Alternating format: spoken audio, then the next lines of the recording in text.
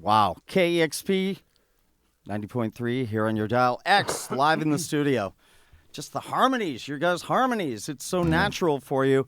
You guys actually put out an acoustic record called Unclogged back in the day, right? It was all like sort of stripped down versions. Back in the early, the late old days. The later old days. And how hard is it for you to strip down any of your songs? Are there any of your songs you can't do on an acoustic guitar? Sure. A lot of them. Okay. I mean, a lot of the earlier songs are written on bass, so that makes it harder. Okay. And, like, We're Desperate. I mean, a lot of them are sort of reinvented when you put them on an acoustic guitar. Right. Okay. So... One of the things that I was going to ask you guys about is, you had a moment where the band took a bit of a hiatus. There was a moment where Billy Zoom left the band, and I know there was some tension between band members at that time. What exactly happened when Billy left? And when he had taken off, was there ever a moment that you thought, well, let's not continue with this thing? Ew, yuck.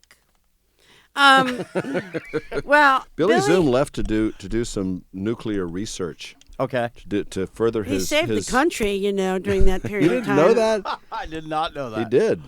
Seriously. And I think that's then he really went into rude of you his LASIK eye surgery research, which was extensive. Okay. And then he said, I've saved the world. Guess Time I'll to go back rock to again. playing rock and roll. I think it's good sometimes to take breaks from things, and then you appreciate them more when you come back to it, which is what happened with me. He's not here, so I can't speak for him, but when I stop doing it, or when I don't play an X for a while, just because we don't have gigs for a while, I very much appreciate it. And I think of this as the second go-round of X, and I like it more because I appreciate it. Do you guys feel like sort of, age has made it easier for you to tour together and sort of make this happen? Except when you have to get out of the van, it's pretty... No, I would say that yes, it's great because I almost have a telepathic communication ability with the band, which John and I have had the whole time, but it's like we just know everything that's going to happen before it happens, even if it's never happened before. Okay. You know what I mean? I do. So, yeah, it's pretty great. It's pretty great. I don't know. I have no complaints about what I do for work. I love what I do. And Exene, over the years, you put out a number of different records, solo records. Mm-hmm. You put out a couple of books of poetry, right? Well, I think we all do a lot of stuff. People don't find it usually because it's hard to find. But like DJ has a bunch of bands and he plays vibes. Like Lionel Hampton, he's really good. My next solo record comes out in March, and it's called The Excitement of Maybe, and it's love songs. John's working on a record. Everybody's always doing stuff. Billy builds amps and stuff for people. I mean, we all got stuff going on, all the time. When you bring this project back together with all four members, is there sort of, I imagine at one point there's kind of a magic that happens on stage, because I've seen, oh, come on, John. I've seen you throughout the years, and you seem to get better as a band. I mean, you seem to not have lost any of the energy that you've had in the early days. Well, you can make a comparison tonight, because we're going to show the movie. Right. And then we're going to play. Okay. So you'll have a side-by-side comparison. All right. Do you feel the pressure from having to watch those performances? Having to try to play like your younger, edgy yourself? Right. No. Okay, good. Not at all. That's the beauty of age, is that you really don't care. I mean, you do. Right. Obviously, we care enough to play well and play hard. Whether we play as good, quote unquote, I mean, it's just different, and we don't suck. We play hard, and we play loud, and we can still, hit the notes. And Billy plays, incredibly precisely and fast and everything like that. So there's a lot less wasted energy Okay. I'll have watched a little bit of the movie because we played it 6 times in front of shows. Right.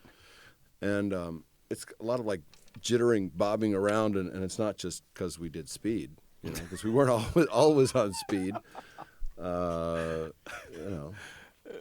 don't think Some all of of the those times. performances, yeah, sure, All right. was the thing to do. But I don't recommend it. And it didn't have very much at all to do with our creative process. So you kids out there that are thinking, oh, well, look at this. Look what it did for them. It didn't do any of that. That's all from in your brain or in your heart and your determination. And Were there drug problems in this band? I No, never read about actually. that. Sure there Not- were. well, not- We just weren't nitwits and had to splatter them all over the place like everybody does nowadays. Right. People, it was very blue collar back then, and the punk scene was, in general, it was pretty much a beer. It was a good thing. Whiskey was a good thing, We didn't drink fancy mixed drinks like tequila unless it was I.W. Harper and R.C. Kohler, maybe with ice. Yum. But, I think Don't we knock were, until you've tried it, Marco. we've been lucky because, speaking for me and John, I think I can say that the drug thing was part of the fun, but it didn't become a full-time job like you're supposed to, like, go out and become a junkie to be a great artist or Right. something. We never fell for that, so. Being in Los Angeles, you, I'm sure, saw a lot of people fall to drugs. Darby Crash, for one. Were you guys friends with Darby? Did you play shows with the Germs at any point? Did you sort of see that happening to that band? Oh, sure. Yeah. Okay. I tried to counsel Darby as he was making that last 2-week slide. Oh, wow. He was probably better off. He probably would have been, unhappy. Who's to say? Did a lot of the scene sort of know that he was spiraling down at that point? Sure. Or Sure. he sort of wanted to. I don't know. It's hard to say what he was. Without a doubt, the greatest enigma. And when the Germs' first record came out, and everyone read the lyric sheet, Right. they were going, "What?" Because his public persona was very sort of strange surfer dude, kind of like, Out of control drunk. not really, just kind of always asking if you can have that. Oh, that's a nice pin. Can I have that? God, your watch is really cool. Can I have that? And if you said it 1,000 times, and maybe 15 times, people would say, "Sure, Your Darby Crash. sure, you can have that." No, it wasn't your Darby Crash. His Hadn't. his fame and notoriety has gained in the years. I mean, they played very few shows because they would constantly screw stuff up, and so would their fans. Right? I'm right, right? Oh, absolutely. You're Yeah. right, yeah. But on occasion, they would play amazingly cathartic shows. And when I say people looked at the lyric sheet, the lyrics on the Germ songs are very complicated, and Nietzsche played a big part in his writing process and all this sort of stuff, and he seemed like kind of an idiot. I wouldn't have been able to. In person. And anybody who watches that Germs movie knows nothing about the Germs. Okay. That movie has very little to do with the Germs. Were you able to see or did you care to see the reuniting of the Germs with Lorna and Pat and the actor, I forget his name. Sean something or other. Yeah. No, I didn't. Stayed away from that. Yeah, no reason. But, All right. Yeah, they were. The Los Angeles community was very tightly knit, and there were a lot of people that got hooked on heroin, and it was a terrible thing. And I mean, it still happens. It's incredible, but it's kind of the best one, so that's why everybody likes it so much. It's kind of the best one. Pretty much. Sean, I mean, you've there's certainly designer drugs now, Right. That other people, that actors do, and still can function I don't know how. All right. because they're designer. They get you really high, and then you can still sort of function. I don't know how. I don't do it. Thank goodness. You have the best one-liners ever of all time. John Doe Okay, well, and thanks. Exene here in the studio. X is playing tonight at the Moore Theater. They're doing the album in Los Angeles in its entirety. The movie starts. It's interesting that you have a movie as your opener. The Unheard Music, which is a documentary about you guys. Right. It was made in '85, and that's starting about 9 o'clock. I think you guys are hitting the stage about 11. right? Actually, yes. The Unheard Music was made between 1980 and 1985. But Oh, it okay. came out in '85, so Yeah. Okay. yeah. It was a long process. Bill Morgan is here, the guy who directed it and made it. He's traveling with us. And, Oh, is he really? Yeah. Was it last year or 2 years ago?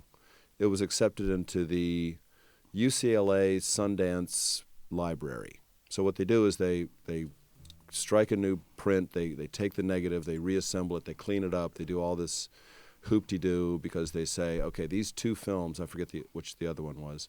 It's a documentary library at UCLA, and they say this is worth saving. So they, redo the color on the negative. They remix the sound and for the music and the interview parts, and then they strike a new print and they put that print away forever, unless So in case the negative is lost or something. Wow. And That's so kinda it was a interesting. And then whole. at the end of the world, this guy comes stumbling out of a bank vault, and he breaks his glasses, and he never gets to see it.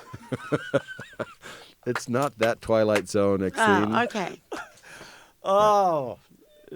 So anyway, that's why one of the reasons that we're showing it, because it was a whole new print thing, and yeah, it's a good movie. It has as much to do with the cultural atmosphere of the time as it does with the band. There's a lot of there's a couple of record company people that make real asses of themselves. Oh, I can't wait. Oh, well, I got a chance to sign X later, and their sound had changed. I passed on them the first time, and their sound had really changed. But, they had already made another decision. And you're like, you're such a liar. Yeah. Fat liar. A&R, I mean, Yeah. I'm sure you guys have seen your share of that BS. Oh, yeah. It still goes on. Well, thank you again for coming in. X is here in the studio, and I think we're going to hear a couple more tracks. Play more songs. Sure. Yes.